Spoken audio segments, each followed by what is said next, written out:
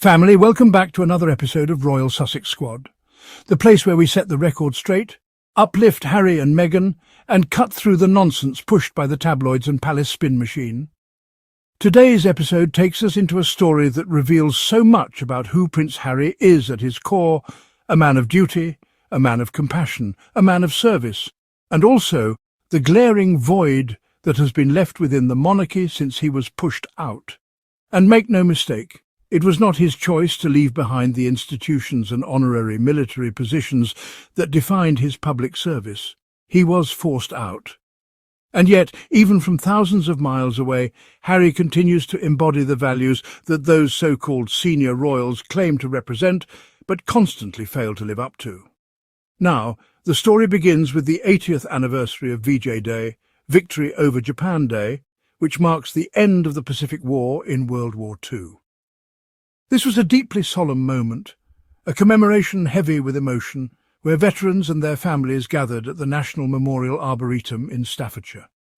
King Charles was present, honouring those who served, and it was a moment of remembrance, of gratitude, of respect.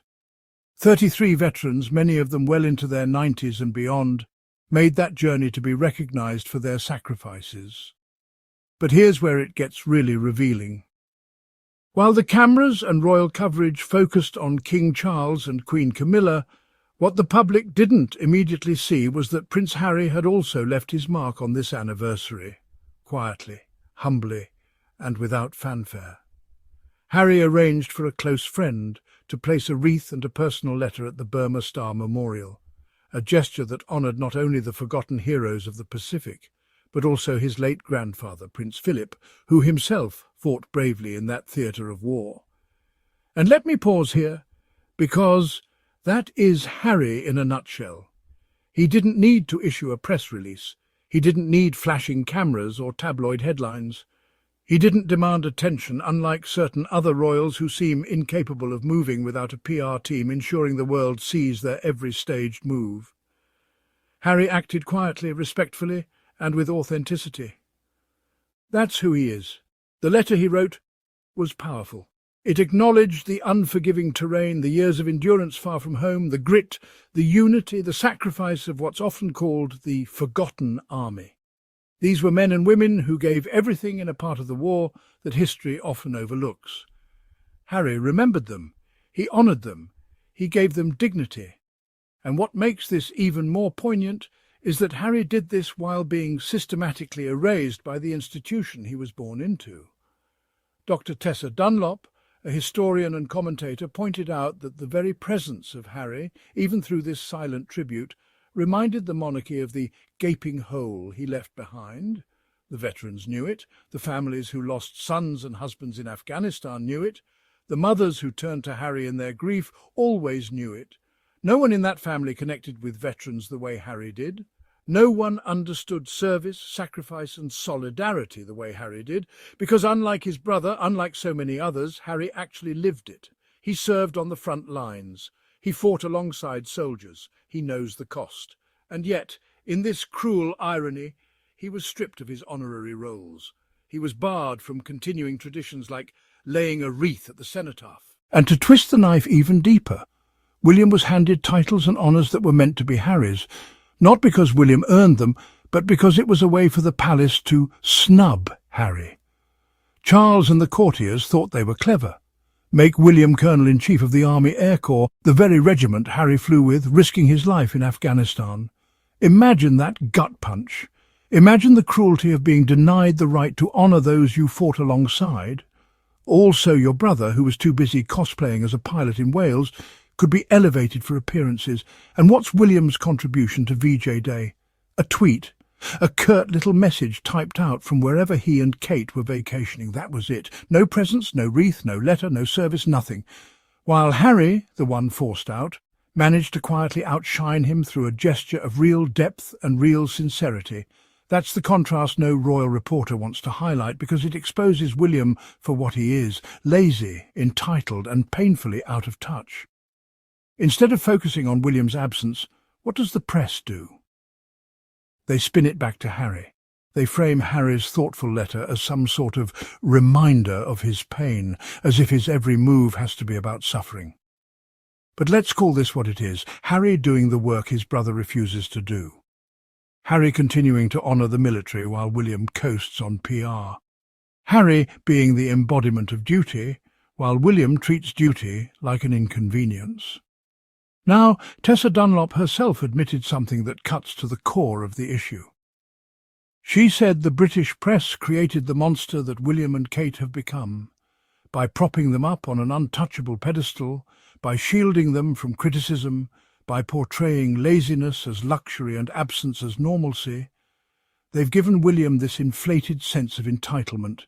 He thinks he can do what he likes. And why wouldn't he? Every time he skips an event, the press ignores it. Every time he phones it in, they cover for him. Meanwhile, Harry does something meaningful, and they twist it into another narrative about poor Harry. But here's the reality, family. Harry doesn't need their validation. He doesn't need their applause. His actions speak for themselves. That letter, that wreath, that moment of remembrance, it wasn't for headlines. It wasn't for Charles. It wasn't to spite William. It was for the veterans. It was for Philip. It was for those who sacrificed. That is legacy. That is leadership. That is love. And let's not forget Meghan in this picture, because the smear campaign against her was what drove the wedge wide open. They couldn't stand seeing Harry and Meghan as a team, using their platform for good, connecting with people in ways that William and Kate could never replicate. So they pushed Harry out. They stripped him of roles. They tried to humiliate him. But what they didn't realise is that they only revealed their own weakness. Without Harry, the monarchy looks hollow. The veterans know it. The public knows it. And slowly but surely, even commentators like Dunlop are being forced to admit it. Now, family, here's the question we have to ask. Why is it that Harry, thousands of miles away in Montecito, can still do more to uphold the spirit of remembrance than the heir to the throne sitting right there in the UK? Why is it that Harry can still command respect from soldiers, veterans and grieving families, while William can barely be bothered to interrupt his vacation? Why is it that Harry's quiet, humble act outshines William's every staged photo op? The answer is simple. Authenticity can't be faked, compassion can't be staged, and true leadership can't be manufactured by PR. You either have it or you don't. Harry has it, William doesn't. End of story. So let the press keep spinning. Let them keep pushing this idea that William is the future. The reality is clear to anyone paying attention. The future of dignity, service and compassion lies with Harry and Meghan. They are the ones writing a new story, one of authenticity, courage and purpose. And as we close, I want you all to sit with this image. Harry's wreath placed quietly at the foot of the Burma Star Memorial, honouring forgotten heroes. No cameras, no speeches, no photo ops. Just respect. That's the Duke of Sussex. That's the man Meghan loves. That's the man the monarchy foolishly pushed away. And that's the man who will forever have the respect of those who truly matter. Dunlop. Prince Harry's VJ Day letter reveals the gaping hole he left in the monarchy on VJ Day. Prince Harry arranged for a friend to place a wreath and a personal letter at the Burma Star Memorial at the National Memorial Arboretum. In the letter, Harry honoured the often forgotten heroes of the Pacific theatre of World War II, honouring their sacrifices and honouring his late grandfather, Prince Philip, who fought in the Pacific. When Harry wrote the letter and made the arrangements for his wreath to be placed at the memorial, he probably had no idea that his lazy-ass brother was going to skip the 80th anniversary commemorations. Prince William and Kate sent a curt tweet and continued on with their summer vacation, and that was that. Instead of actually talking about William's dereliction of royal duty, royalists obviously have to talk around the side-by-side comparison. The prince who was pushed out and smeared did more to honour Wabiwo two veterans than the prince who demanded an emotional support mansion. Please allow Tessa Dunlop to explain what this side-by-side comparison is really about. Prince Harry's secret letter that was placed at a war memorial sends a huge message to the royal family following a gut punch, according to a royal expert. It emerged that the Duke of Sussex paid a poignant tribute to his grandfather, Prince Philip, in the letter secretly left at the National Memorial Arboretum on the 80th anniversary of VJ Day. And, According to royal expert and historian Dr. Tessa Dunlop, the move shows how Harry has left a gaping hole in the firm.